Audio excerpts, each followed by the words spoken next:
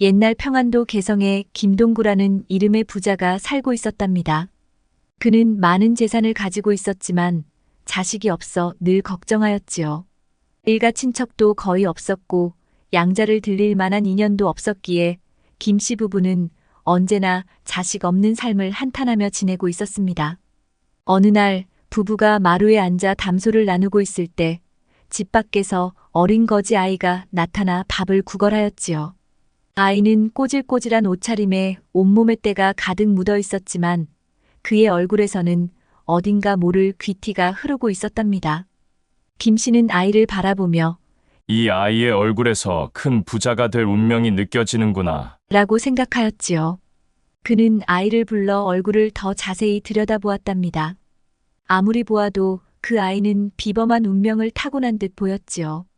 김씨는 아이에게 밥을 줄 테니 먼저 우물가에서 깨끗이 씻고 오라고 하였습니다.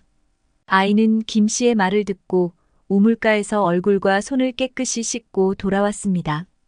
돌아온 아이의 얼굴은 세상 어느 귀한 집 아들 못지않게 빛나고 있었답니다. 김씨의 부인이 차려준 밥상을 본 아이는 마치 며칠 동안 굶은 것처럼 허겁지겁 밥을 먹기 시작하였지요. 밥 한 사발을 금세 비운 아이는 조심스럽게 고개를 들어 말하였답니다. 죄송하지만 한 그릇만 더 주실 수 있겠습니까? 김씨는 웃으며 말했어요. 허허, 이 녀석. 배가 몹시 고팠나 보구나. 여보, 밥 한 그릇 더 가져오시오. 아이는 두 번째 밥은 옆구리에 차고 다니는 고봉에 담아두었어요. 김씨는 아이가 저녁까지 먹으려는 줄 알고 준비성이 있다고 생각했지요. 그 모습을 지켜보던 김씨는 문득 말했습니다. 얘야, 내가 밥을 실컷 먹게 해줄 테니 내 양자가 되지 않겠느냐? 아이의 표정이 잠시 어두워지더니 고개를 숙이며 대답했어요. 저에겐 어머니가 계셔서 양자가 되기 어려울 것 같습니다. 내가 고봉에 담은 밥은 어머니를 위해 가져갈 것이냐? 예, 어머니께서 아프셔서 몸져 누워 계십니다. 그렇구나. 그런데 아까 밥 한 그릇을 주었을 때 어머니 것부터 챙기지 않고 내가 먼저 먹었단 말이냐? 건너 마을에 밥을 잘 주시는 어른이 또 계십니다. 저는 여기서 먹고 그곳에서 어머니께 드릴 밥을 얻어가려 했습니다. 김씨는 아이의 말에 감동했습니다.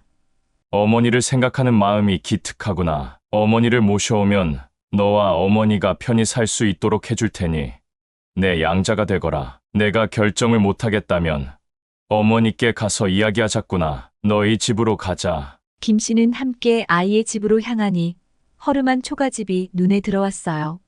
문을 열고 들어가자 병약한 어머니가 힘겹게 일어나 앉아 있었어요.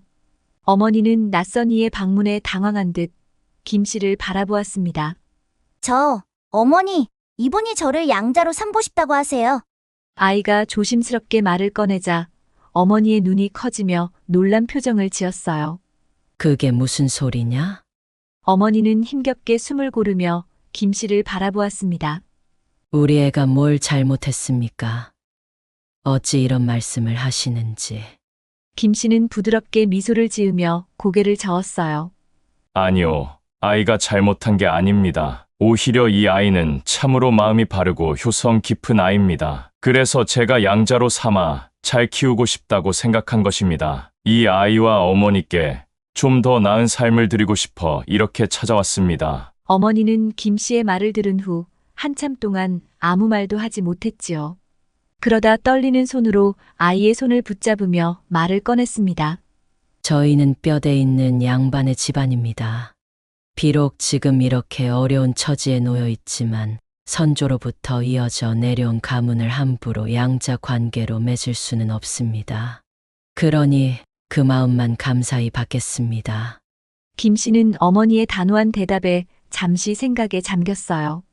그리고 다시 입을 열었지요. 부인, 뼈대 있는 집안이라고 굶어 죽으면 무슨 소용이 있겠습니까? 지금 아이가 어떻게 살고 있는지 보셨지 않습니까?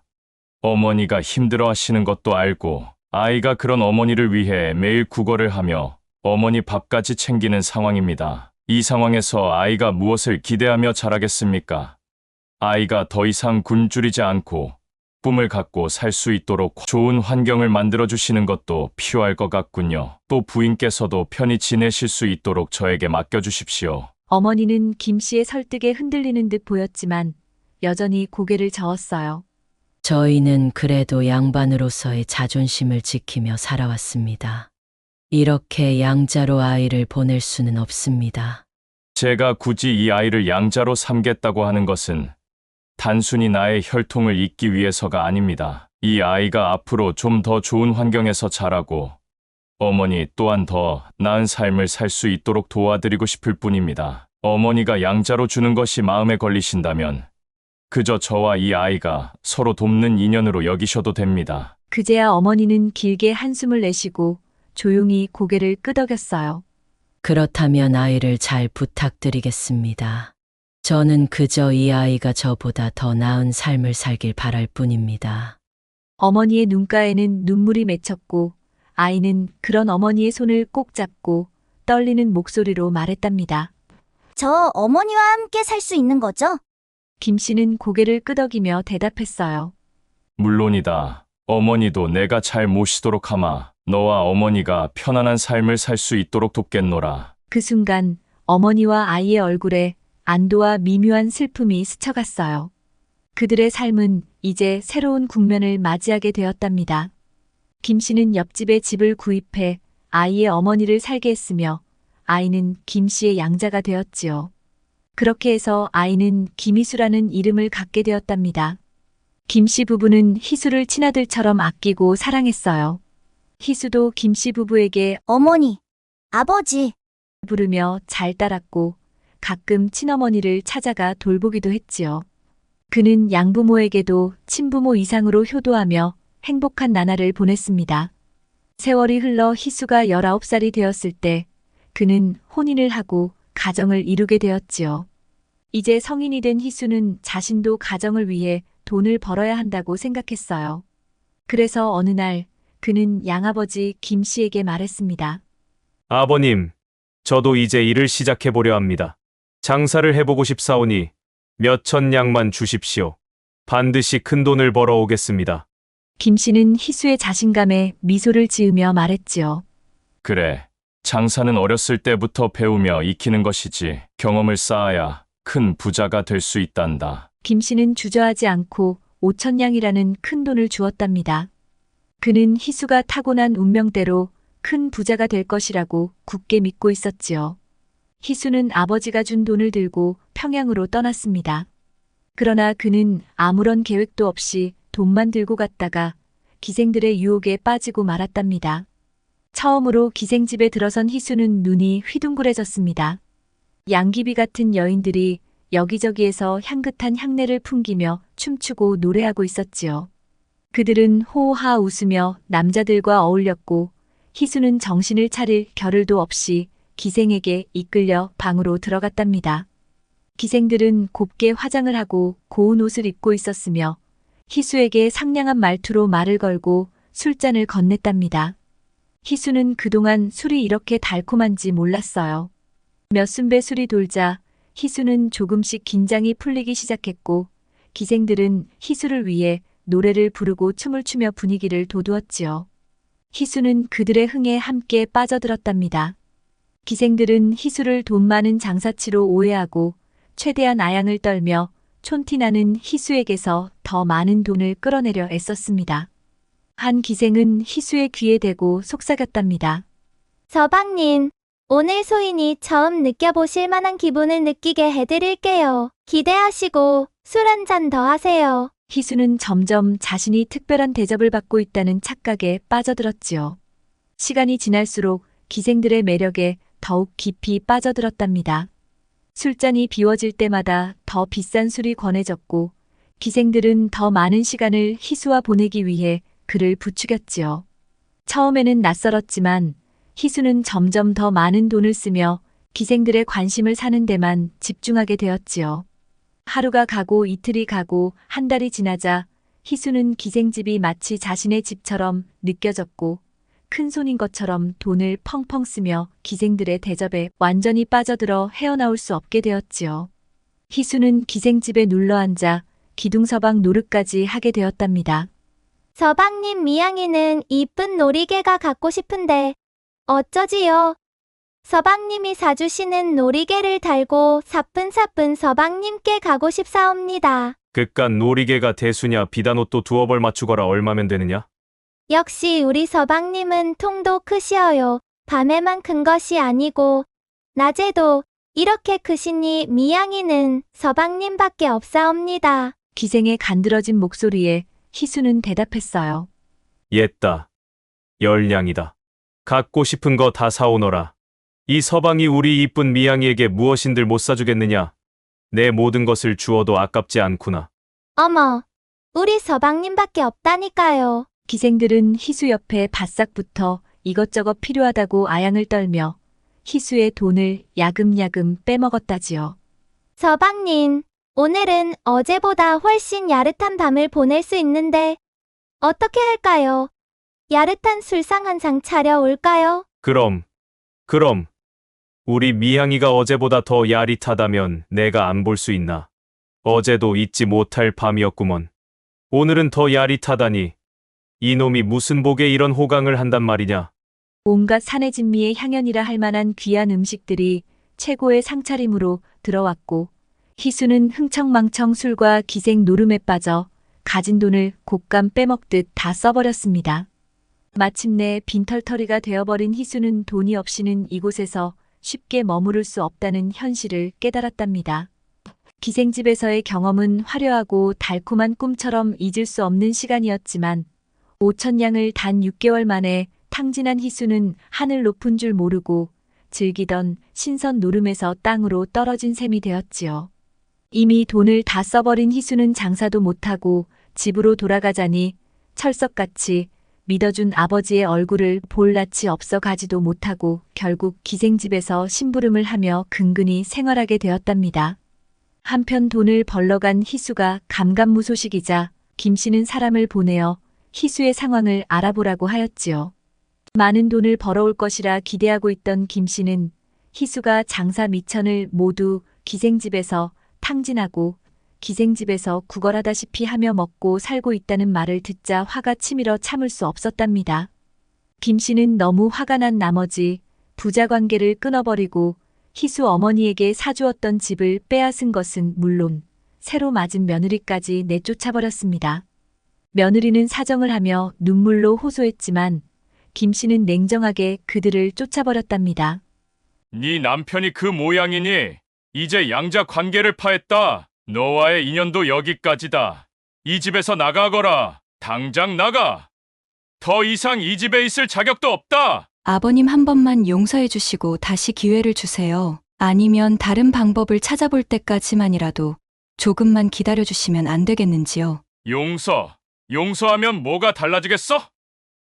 너희 둘은 이 집안을 말아먹은 놈들이야. 더 이상 내 눈앞에 보이지 마라. 집은 당장 비우고 나가. 어머니와 며느리는 하루아침에 거리로 나앉게 되었답니다. 엄동설 안에 아무것도 없이 쫓겨난 어머니와 며느리는 추위와 배고픔에 시달리며 산속 허름한 초가집에 들어가 겨우 목숨을 부지하게 되었지요. 어머니는 아픈 몸을 이끌고 밖으로 나가 나뭇가지를 주워오는 일로 겨우 장작을 마련했답니다. 손발이 꽁꽁 얼어붙는 추위에도 불구하고 불을 피워 며느리와 함께 몸을 녹였지요. 며느리는 자신의 처지를 한탄하며 눈물을 흘렸지만 어머니는 그런 며느리를 위로하며 말하였답니다. 며느라, 일이 된 것이 모두 내 죄다. 내가 더 잘했어야 했는데 내가 이런 고생을 하게 만들다니 참으로 미안하다. 그래도 우리가 서로 의지하며 살아야 하지 않겠느냐. 이 고비만 넘기면 분명 나아질 날이 올 거다. 며느리는 어머니의 말을 들으며 눈물을 삼키고 고개를 끄덕였답니다. 어머니는 며느리를 껴안고 추운 밤을 함께 견디었지요. 마을 사람들의 도움으로 가끔 보리쌀을 얻기도 하였고 며느리는 남의 집 허드렛 일을 하면서 하루하루를 견뎌냈답니다. 아들을 원망조차 할 수 없었지요. 그동안 아들 덕분에 어떻게든 살아왔던 어머니는 며느리에게 한없이 미안함을 느꼈습니다. 한편 희수는 가지고 온 돈을 기생에게 다 써버리고도 기생집에서 심부름을 하며 하루하루를 연명하는 자신의 처지가 한심하게 느껴졌지요. 집으로 돌아가고 싶어도 이제는 돌아갈 면목도 없었답니다. 아버지와 가족들의 얼굴이 떠오를 때마다 가슴이 무겁게 내려앉았습니다. 그렇게 멍하니 하늘만 바라보고 서 있던 희수는 갑자기 하늘이 잿빛으로 물들더니 이내 천둥 소리와 함께 굵은 빗줄기가 쏟아져 내리는 것을 보고 서 있었지요. 이런, 하늘마저 나를 돕지 않으려 하는가? 희수는 속으로 중얼거리며 비를 피해 급히 처마 밑으로 달려갔답니다. 빗물은 처마 끝에서 줄줄 흘러내리며 그의 머리와 옷을 적셨고 희수는 바닥에 웅크려 앉아 처량하게 떨어지는 빗방울을 바라보았지요. 비가 퍼붓는 소리가 세상을 뒤덮었고 희수의 마음속에는 더 깊은 절망의 먹구름이 드리워졌답니다. 그런데 문득 그의 발밑에서 무언가 반짝이는 것이 눈에 들어왔지요. 희수는 처음에는 자신의 눈을 의심했답니다. 설마 저게 뭐지? 가만히 보니 그것은 작은 금가루였지요. 희수는 깜짝 놀라며 금가루를 손에 쥐어보았습니다. 차가운 빗방울 속에서도 금가루는 뚜렷하게 반짝이고 있었답니다. 희수의 심장은 두근거리기 시작했지요. 이게 어떻게 된 일이지? 희수는 서둘러 금가루가 흘러나오는 곳을 살펴보기 시작했습니다. 그가 자세히 살펴보니 금가루는 바로 기생집 마루 밑에 작은 섬돌 사이에서 흘러나오고 있었지요. 희수는 눈을 크게 뜨고 섬돌을 자세히 살펴보았습니다. 그곳엔 작은 구멍들이 있었고 그 구멍들에서 금가루가 조금씩 흘러나오고 있었답니다. 그 순간 희수는 심장이 멎는 것만 같았지요. 이건 금맥이야. 이곳에 금이 숨겨져 있었던 거야. 희수는 숨을 고르며 주변을 두리번거렸답니다. 아직은 아무도 이 사실을 눈치채지 못한 듯 보였지요. 그는 자신의 옷자락으로 금가루를 조심스레 모아 감추었습니다. 떨리는 손으로 다시 구멍을 살펴보니 금가루는 계속해서 흘러나오고 있었답니다. 우선 금이 나오는 구멍을 천으로 막아놓고 흘러나온 금을 모조리 주운 다음 머릿속으로 생각을 굴리기 시작했지요. 이 기회를 놓쳐서는 안 돼. 아무도 모르게 금을 챙길 수 있다면 나도 다시 일어설 수 있어. 그리고 이 섬돌을 가지고 갈 방법을 계획하였습니다. 그리고 기생들에게 말하였답니다. 내가 이곳에서 자네들을 위해 쓴 돈이 5,000냥이네. 그런데 지금 내게는 한 푼도 남아있지 않네. 그래서 창피를 무릅쓰고 당분간 여기서 머물러 있었던 것일세. 그러나 더 이상 여기에 머물 수는 없지 않은가? 이제 나는 떠날 것이네.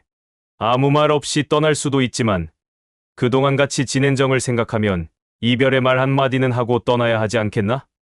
부디 잘 사시게. 희수의 말이 다소 뜻밖이었지만 그들의 표정은 차분했어요.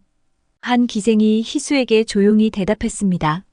그렇게 말씀하시니 오히려 제가 미안하네요. 떠나신다니 말리지는 않겠어요. 자, 얼마 안 되지만 여비에 보태 쓰세요. 그녀는 희수에게 작지만 꽉 쥔 돈을 내밀었어요. 희수는 잠시 망설였지만 결국 그 돈을 거절하며 말했지요. 정의는 고맙지만 사양하겠네. 나는 돈보다 다른 것을 선물로 받고 싶은데. 기생은 고개를 갸웃하며 물었지요. 그게 무엇인데요? 희수는 방 안을 천천히 둘러보다가 창밖을 가리켰습니다. 저 밖에 있는 섬돌이네.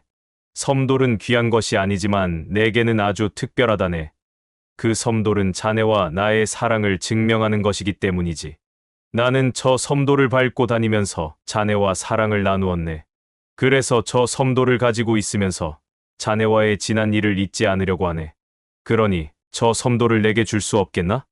기생은 웃음을 터뜨렸어요. 서방님도 참 그까짓 돌 하나쯤 서방님께 못 드리겠어요. 그동안 우리가 쌓아온 정이 있는데요. 냉큼 가져가세요. 희수는 마음속으로 쾌재를 부르며 겉으로는 깊은 고뇌를 하는 척 섬돌을 들고 기생집을 나섰습니다. 기생집을 나선 희수의 발걸음은 날듯이 가벼웠습니다. 마음속에 희망이 싹트기 시작했지요. 아버지의 얼굴을 볼 낯이 없지만 금을 갖고 가면 아버님도 기뻐하시겠지.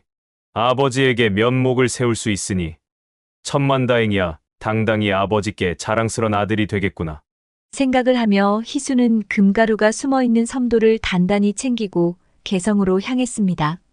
그곳에는 그가 잘못한 인생의 전반부를 바로잡을 기회와 다시금 가족의 일원으로 받아들여질 희망이 함께 있었습니다. 개성의 입구에 들어서자 마침 장사꾼들이 장사를 마치고 돌아오는 사람들을 위한 큰 잔치가 벌어지고 있었지요. 장터는 사람들로 가득 찼고 곳곳에서 웃음소리와 축배소리가 울려 퍼졌습니다. 한쪽에서는 무용수들이 화려한 춤사위를 선보였고 다른 쪽에서는 악사들이 북과 장구를 치며 흥을 돋우고 있었습니다. 그러나 그 속에서 희수는 조용히 자리를 잡고 앉아 있을 뿐 잔치의 분위기에 섞일 수가 없었지요. 잔치에 모인 장사꾼들은 한결같이 이번 장사를 통해 얻은 이익을 자랑하며 목소리를 높였습니다. 성공의 향기로 가득한 그들의 대화 속에서 희수는 자신이 어딘가 어울리지 않는 존재라는 느낌에 사로잡혔습니다. 그는 그저 그들의 이야기를 조용히 듣고 있을 뿐 아무 말도 하지 않았지요. 고개를 숙이고 있던 그는 문득 잔치에 참석한 사람들 중에서 익숙한 얼굴을 발견했습니다. 바로 그의 양아버지 김동구였습니다. 김 씨는 다른 사람들과 웃으며 즐겁게 이야기를 나누고 있었으나 희수와 눈이 마주치는 순간 그의 표정은 싸늘해졌습니다. 김 씨는 희수를 마치 한 번도 본 적이 없는 사람처럼 차갑게 외면하였지요. 희수는 그 순간 마음이 철렁 내려앉았습니다. 아버지의 냉담한 태도는 그에게 말로 할 수 없는 상처가 되었지만 그는 그저 한숨을 쉬며 자리를 떠날 수밖에 없었지요. 고개를 숙인 채 희수는 천천히 그 자리를 벗어나 개성의 골목길을 헤매기 시작했습니다. 날이 저물고 찬바람이 그의 얼굴을 스치며 주변이 점점 어두워지고 있었고 희수는 어머니와 아내가 어디에 있을지 걱정하며 찾아다니기 시작했습니다. 그러던 중 멀리서 무거운 나무짐을 이고 오는 두 여인의 모습이 눈에 들어왔습니다. 그들의 옷은 누더기였고 얼굴에는 지친 기색이 가득했지요. 희수의 가슴이 요동쳤습니다. 그들은 다름 아닌 그의 친어머니와 아내였습니다. 희수는 그들을 보자마자 달려가 두 사람을 부둥켜 안았습니다. 어머니와 아내는 처음에는 그를 알아보지 못했지만 이내 희수임을 깨닫고 뜨거운 눈물을 흘리며 부둥켜 안았답니다. 세 사람은 서로를 꼭 껴안고 한참 동안 눈물로 지난 세월의 고통을 씻어냈지요. 다음 날 희수는 양아버지와의 관계를 회복하기 위해 결단을 내렸습니다. 그는 작은 천에 약간의 금가루를 넣고 아내에게 주며 말하였답니다. 이 금가루를 가지고 아버지께 가서 전해드리시오. 내가 드릴 말씀이 있다고 꼭 전해주시오. 아내는 금가루가 담긴 천을 들고 김 씨를 찾아갔답니다. 아버님 그동안 무탈하셨습니까? 아니, 내가 아직도 내 시아버지더냐? 양자 파기한 지가 언제인데. 아직도 이 집에서 할 일이 남았더냐? 김 씨는 며느리가 밥이라도 얻으러 온 줄 알고 쌀쌀맞게 구박을 하였답니다. 그 소리를 들은 며느리는 희수가 준 천 조각을 김 씨에게 내밀었지요. 김 씨는 처음에는 귀찮다는 듯 고개를 돌렸지만 천을 받아 열어보고 금가루를 보는 순간 그의 눈이 휘둥그레졌지요. 그리곤 희수 아내가 건네준 편지를 천천히 읽기 시작한 김 씨의 표정은 점점 더 놀라움으로 변해갔지요. 아버님, 저는 지난 몇 달 동안 금을 얻었습니다.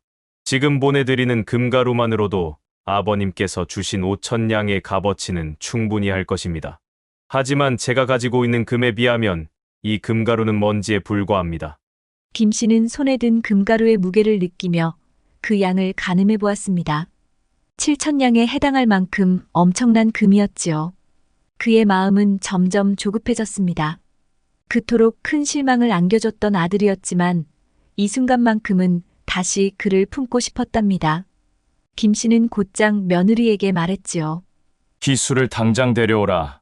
아니, 내가 직접 만나봐야겠구나. 며느리는 김 씨의 다급한 표정을 보고 이제 모든 것이 변할 것 같은 희망을 품게 되었습니다. 다시 김 씨 집안의 며느리가 될 것 같았지요. 어서 내 아들을 데리고 오너라. 아니, 내가 직접 가마를 타고 나가야겠구나. 김 씨는 주저하지 않고 가마에 올라타고 성 밖으로 나갔답니다. 그의 눈은 애타게 희수를 찾고 있었고 멀리서 희수의 모습이 보이자 가마를 멈추고 뛰어내리듯 달려갔어요. 희수야, 김씨는 숨이 찰 정도로 달려와 희수를 불렀습니다. 희수는 양아버지의 얼굴에 처음으로 따뜻한 미소가 가득한 것을 보고 고개를 숙였지요. 아버지, 희수는 가슴 깊은 곳에서부터 우러나오는 목소리로 조심스럽게 인사했어요. 김씨는 숨을 고르며 물었습니다. 아들아 개성에 왔으면 아버지를 찾아왔어야지. 어디서 있다가 이렇게 소식을 전하느냐? 김씨는 희수를 처음 본 사람처럼 반갑게 맞아주었답니다. 그래도 희수는 이렇게 반겨주는 아버지가 반가웠지요. 너는 그 많은 금을 어디에서 얻었단 말이냐? 희수는 미소를 지으며 대답했지요. 아버지, 이것은 금가루에 불과합니다. 진짜 금맥은 따로 있습니다. 김씨의 눈이 커지며 희수를 바라보았어요. 어디에? 어디에 있단 말이냐? 희수는 드디어 숨겨두었던 섬도를 김씨에게 보여주었지요.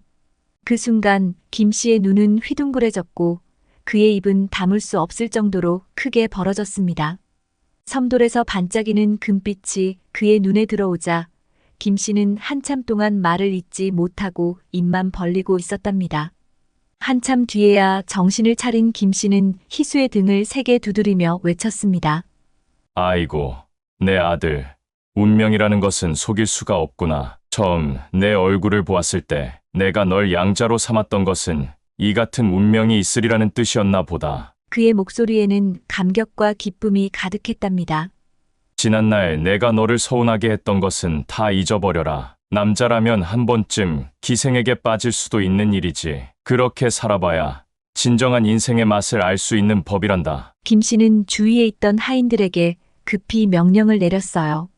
너희들 어찌하여 아직도 며느리와 아주머니를 모시고 오지 않는 게냐? 요 며칠 동안 얼마나 춥고 배가 고프셨겠느냐? 내 가마를 내어줄 테니 당장 집으로 모셔오너라, 빨리. 하인들은 서둘러 가마를 준비했고 김씨는 희수의 어머니와 아내를 모시고 집으로 돌아왔답니다.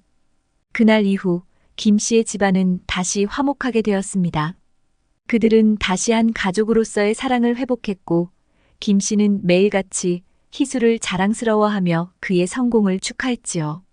과거의 잘못은 모두 잊혀졌고 그들의 집안에는 다시 웃음과 평화가 넘쳐 흘렀답니다.